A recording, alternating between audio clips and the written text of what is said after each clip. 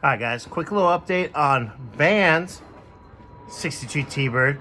Since somebody So doesn't... it's Vans and not Vons. No, not Vons, Vans. It's Vans, right.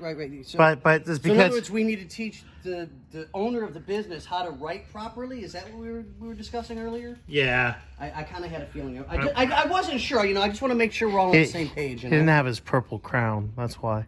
He probably had one too many purple crayons and thought it was a crown and just ate them all. I'm telling you, he's had it with us. Anyways, Well, all right. Camp at the Wagon's texting me. He's going to come by in a while and talk to you, Scotty. Okay. Oh, cool. Yeah. Cool. Anyways, yeah, quick little update. So I got this line here, so it's not dangling down. I'm waiting for some more hose to come in. Boss man ordered for me. Hopefully, at least he can get the size right since he can't. Which area code is your hose coming in from? All of California, Southern California. So, otherwise, Scotty over there is going to help me bleed the brakes. So we get that all done while we're waiting.